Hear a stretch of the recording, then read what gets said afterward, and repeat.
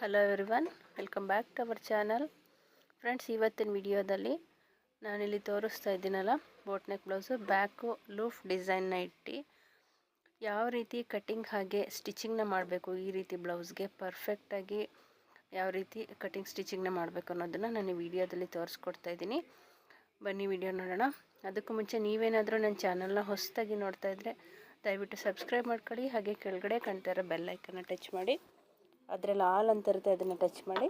ಇದರಿಂದ ನಾನು ಯಾವುದೇ ಹೊಸ ವಿಡಿಯೋ ಹಾಕಿದ್ರೂ ನಿಮಗೆ ಫಸ್ಟು ನೋಟಿಫಿಕೇಷನ್ ಬರುತ್ತೆ.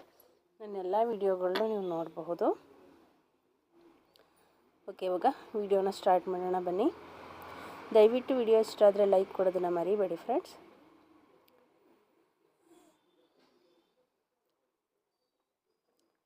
ನನಗೆ ಡಬಲ್ ಫೋಲ್ಡಿಂಗಲ್ಲಿ ಪೀಸ್ನ ಇಟ್ಕೊಂಡು ಇವಾಗ ಪೂರ್ತಿ ಬ್ಲೌಸ್ ಲೆಂತ್ ಎಷ್ಟಿದೆ ಆ ಲೆಂತ್ಗಿನ್ನ ನಾನು 1.5 ಇಂಚು ಹೆಚ್ಚಿಗೆ ತೊಗೊತಾ ಇದ್ದೀನಿ. ಬೋಟ್ ನೆಕ್ ಹೊಲಿತಾ ಇರೋದ್ರಿಂದ ನಾರ್ಮಲ್ ಬ್ಲೌಸ್ಗೆ 1 ಇಂಚ್ ತೊಗೋತೀವಿ, ಬೋಟ್ ನೆಕ್ಗೆ 1.5 ಇಂಚು, ಅರ್ಧ ಇಂಚು ಹೆಚ್ಚಿಗೆ ತೊಗೊತಾ ಇದ್ದೀನಿ.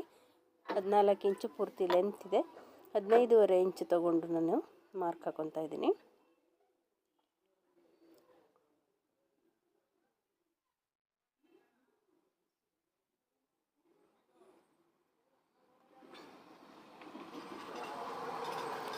ಸ್ಟ್ರೈಟಾಗಿ ಲೈನ್ ಹಾಕ್ಕೊಂಡು ಮಾರ್ಕ್ ಹಾಕ್ಕೊಳ್ಳಿ.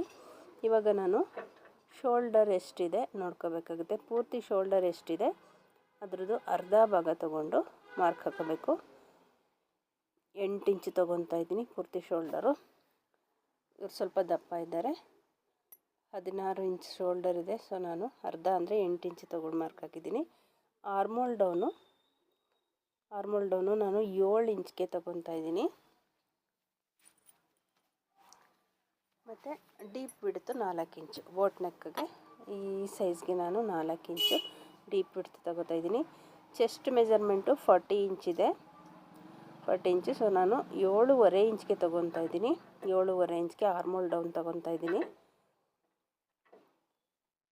ಇವಾಗ ಇಲ್ಲಿ ಒಂದು ಲೈನ್ ಹಾಕ್ಕೊಳ್ಳಿ. ಸ್ಟ್ರೈಟಾಗಿ ಲೈನ್ ಹಾಕ್ಕೋಬೇಕು.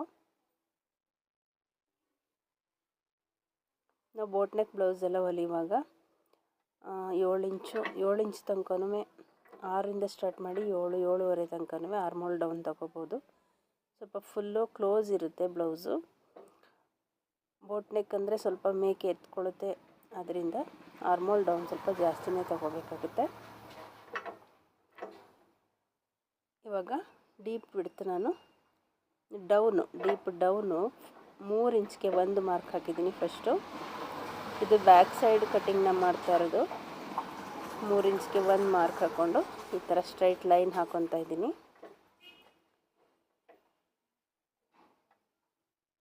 ಮತ್ತು ಚೆಸ್ಟ್ ಮೆಜರ್ಮೆಂಟು 40 ಸೈಜ್ ಇದೆ. ಸೊ ಕಾಲು ಭಾಗ ಅಂದರೆ 10 ಇಂಚ್ ಬರುತ್ತೆ. 10 ಇಂಚ್ಗೆ ಒಂದು ಮಾರ್ಕ್ ಹಾಕ್ಕೊಂಡಿದ್ದೀನಿ, ಪ್ಲಸ್ 2 ಇಂಚು ಹೆಚ್ಚಿಗೆ ತೊಗೊತಾ ಇದ್ದೀನಿ. ಒಟ್ಟು 12 ಇಂಚಿಗೆ ಮಾರ್ಕ್ ಹಾಕಿದ್ದೀನಿ. ಕೆಳಗಡೆ ಸೊಂಟದ ಸುತ್ತಳತೆ ಕಾಲು ಭಾಗ ಪ್ಲಸ್ 1 ಇಂಚ್ ಆ್ಯಡ್ ಮಾಡಿಕೊಂಡು ಮಾರ್ಕ್ ಹಾಕಿದ್ದೀನಿ. ಮತ್ತು 2 ಇಂಚು ಹೆಚ್ಚಿಗೆ ತೊಗೊಂಡು ಮಾರ್ಕ್ ಹಾಕ್ಕೊತಾ ಇದ್ದೀನಿ. ಇವಾಗ ಇದೆರಡೂ ಲೈನ್ಗೆ ಸ್ಟ್ರೈಟಾಗಿ ಲೈನ್ ಹಾಕ್ಕೋಬೇಕು. ಎರಡೂ ಮಾರ್ಕ್ನ ಸೇರಿಸ್ಕೊಂಡು ಲೈನ್ ಹಾಕ್ಕೊಳ್ಳಿ. ಈ ಫಸ್ಟ್ ಲೈನ್ ಇದೆಯಲ್ಲ ಅಲ್ಲಿಗೆ ಫಿನಿಶಿಂಗ್ ಬರಬೇಕು ಬ್ಲೌಸು.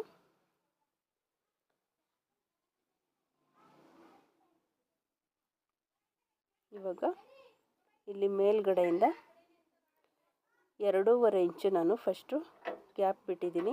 ಏಕೆಂದರೆ ಅಲ್ಲಿ ಡಿಸೈನ್ ಮಾಡಬೇಕು, ಪೋಟ್ಲೆ ಬಟನ್ ಇಟ್ಟು ಡಿಸೈನ್ ಮಾಡೋಕ್ಕೆ ಅಂತ 2.5 ಇಂಚು ಗ್ಯಾಪ್ ತಗೊಂಡು ಒಂದು ಮಾರ್ಕ್ ಹಾಕ್ಕೊಂಡಿದ್ದೀನಿ.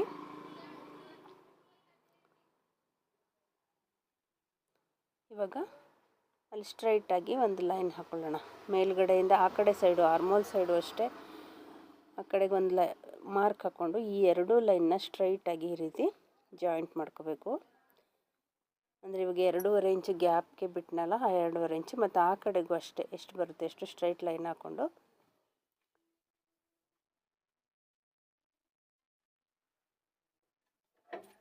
ಇವಾಗ ನೋಡಿ ಈ ರೀತಿ ಒಂದು ಶೇಪ್ ಕೊಡ್ತಾ ಇದ್ದೀನಿ ನಾನು. ಬ್ಯಾಕ್ ಸೈಡು ಲೂಫ್ ಇಡ್ತಾ ಇದ್ದೀನಿ, ಬ್ಯಾಕು ಉಕ್ಸ್ ಏನೂ ಇಡ್ತಾ ಇಲ್ಲ, ಬ್ಯಾಕ್ ಸೈಡ್ಗೆ ಲೂಫ್ ಬರುತ್ತೆ. ಸೊ ಈ ರೀತಿ ನಾನು ಓವಲ್ ಶೇಪಲ್ಲ, ಇದು ಥರ ಬಲೂನ್ ಶೇಪ್ ಬರುತ್ತೆ. ಬಲೂನ್ ಶೇಪ್ನ ಇಟ್ಟು ಮೇಲ್ಗಡೆಯಿಂದ ಕೆಳಗಡೆಗೆ ಚಿಕ್ಕ ಮಾಡ್ತಾ ಬರೋ ಥರ ಇಟ್ಟಿದ್ದೀನಿ. ಮತ್ತು ನಾನಿಲ್ಲಿ ಶೋಲ್ಡರು ಅರ್ಧ ಇಂಚು ಕ್ರಾಸಾಗಿ ಒಂದು ಮಾರ್ಕ್ ಹಾಕ್ಕೊತಾ ಇದ್ದೀನಿ. ಇವಾಗ ನಾನು ಇದನ್ನೆಲ್ಲ ಕಟಿಂಗ್ ಮಾಡ್ಕೊತೀನಿ, ಮಾರ್ಕ್ ಹಾಕಿರೋದನ್ನೆಲ್ಲ. ಫ್ರೆಂಡ್ಸ್, ಈ ವಿಡಿಯೋ ಬಗ್ಗೆ, ಈ ಬ್ಲೌಸ್ ಕಟಿಂಗ್ ಬಗ್ಗೆ ನಿಮ್ಗೆ ಏನೇ ಡೌಟ್ಸ್ ಇದ್ದರೂ ಕಮೆಂಟ್ ಸೆಕ್ಷನಲ್ಲಿ ಕಮೆಂಟ್ಸ್ ಮಾಡಿ, ನಾನು ರಿಪ್ಲೈ ಮಾಡ್ತೀನಿ.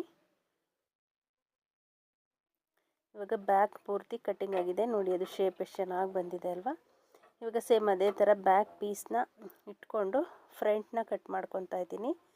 ಸೇಮ್ ಬ್ಯಾಕ್ ಹೇಗಿದೆ ಅದೇ ರೀತಿ, ಆದರೆ ಬ್ಯಾಕ್ ಡೀಪ್ ಮಾತ್ರ ಕಟ್ ಮಾಡಲ್ಲ, ಹಾಗೆ ಬಿಟ್ಕೊತೀನಿ. ಫ್ರಂಟ್ಗೆ ಹೇಗೆ ಬೇಕೋ ಹಾಗೆ ಕಟ್ ಮಾಡ್ಕೊಳ್ಳೋಣ.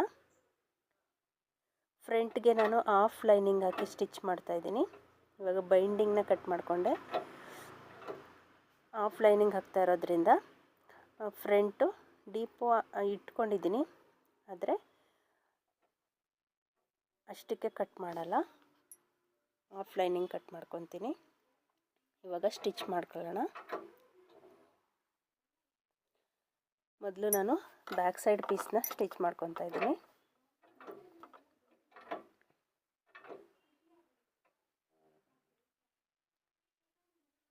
ಮೊದಲು ಈ ರೀತಿ ಮೇಲ್ಗಡೆ ಸ್ಟಿಚ್ ಮಾಡಿಕೊಂಡು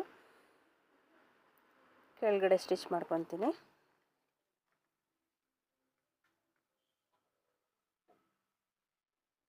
ಈ ರೀತಿ ಅಲ್ಲಿ ಕ್ರಾಸ್ ಹತ್ರ ಪಾಯಿಂಟ್ ನಿಲ್ಲಿಸಿ ಆಮೇಲೆ ಸ್ಟಾರ್ಟ್ ಮಾಡಬೇಕು. ಆವಾಗ ನಮಗೆ ನೀಟಾಗಿ ಬರುತ್ತೆ, ಫಿನಿಶಿಂಗ್ ನೀಟಾಗಿ ಬರುತ್ತೆ. ಇಲ್ಲಿ ನಾನು ಪೋಟ್ಲೆ ಬಟನ್ ಹಾಕಿ ಡಿಸೈನ್ ಮಾಡ್ತಾ ಇರ್ತೀನಿ ಮಧ್ಯದಲ್ಲಿ, ಆಮೇಲೆ ಕಟ್ ಮಾಡ್ಕೊತೀನಿ ಅದನ್ನು.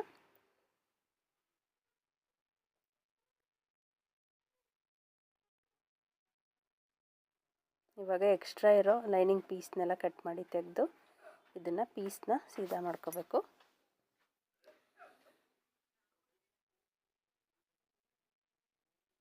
ನೋಡಿ, ಇವಾಗ ನಾನು ಸೀದಾ ಮಾಡ್ಕೊಂಡಿದ್ದೀನಿ. ಇವಾಗ ಇದಕ್ಕೆ ಈ ರೀತಿ ಪೋಟ್ಲೆ ಬಟನ್ಗಳನ್ನ ರೆಡಿ ಮಾಡ್ಕೊಂಡಿದ್ದೀನಿ, ಅದನ್ನು ಇಲ್ಲಿ ಅಟ್ಯಾಚ್ ಮಾಡ್ಕೊತೀನಿ. ಈ ಥರ ಪೋಟ್ಲೆ ಬಟನ್ ಯಾವ ರೀತಿ ರೆಡಿ ಮಾಡಬೇಕು ಅನ್ನೋದನ್ನು ಆಲ್ರೆಡಿ ವಿಡಿಯೋ ಅಪ್ಲೋಡ್ ಮಾಡಿದ್ದೀನಿ. ಬೇಕಿದ್ರೆ ಅದು ಡಿಸ್ಕ್ರಿಪ್ಷನಲ್ಲಿ ಹಾಗೆ ಐ ಕಾರ್ಡಲ್ಲಿ ಕೂಡ ಲಿಂಕ್ ಕೊಟ್ಟಿರ್ತೀನಿ, ಒಂದು ಸಲ ಚೆಕ್ ಮಾಡಿ ಫ್ರೆಂಡ್ಸ್. ಇವಾಗ ಇದ್ರ ಮಧ್ಯೆ ಈ ರೀತಿ ಸ್ಟಿಚ್ ಮಾಡ್ಕೋಬೇಕು. ಒಳಗಡೆಗೆ ಒಂದು ಪೀಸ್ ಇಟ್ಕೊಂಡು ಸ್ಟಿಚ್ ಮಾಡಬೇಕು. ಸೆಂಟರ್ಗೆ ಒಂದು 3-4 ಸ್ಟಿಚ್ ಮಾಡಿ ಅಲ್ಲಿ ಓಪನ್ ಆಗದೆ ಇರೋ ಥರ ನೋಡಿ. ಈ ರೀತಿ ಬ್ಯಾಕು ರೆಡಿ ಮಾಡಿದ್ದೀನಿ.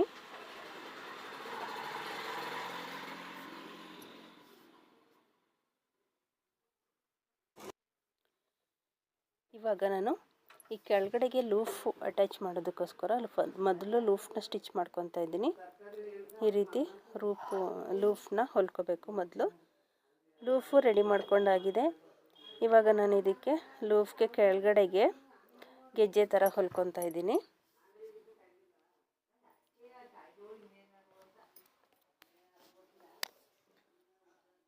ಕೆಳಗಡೆ ನಿಮ್ಗೆ ಬೇಕು ಅಂದರೆ ಗೆಜ್ಜೆ ಬೇಕಾದರೂ ಹಾಕಿಸ್ಕೋಬೋದು. ನಾನು ಬಟ್ಟೆನಲ್ಲೇ ಈ ರೀತಿ ಹೊಲ್ಕೊತಾ ಇದ್ದೀನಿ. 4 ಸೈಡ್ಗೆ ಹೊಲ್ಕೋಬೇಕು. ಕೆಳಗಡೆಗೆ ಬರೋ ಪೀಸ್ನ ನಾನು ಲೂಫು ಚಿಕ್ಕ ಲೂಫ್ ಹೊಲ್ಕೊಂಡಿದ್ದೀನಿ. ಮೇಲ್ಗಡೆಗೆ ಸ್ವಲ್ಪ ದೊಡ್ಡದಾಗಿ 2 ಪೀಸ್ ಲೂಫ್ ಹೊಲ್ಕೊಂಡಿದ್ದೀನಿ.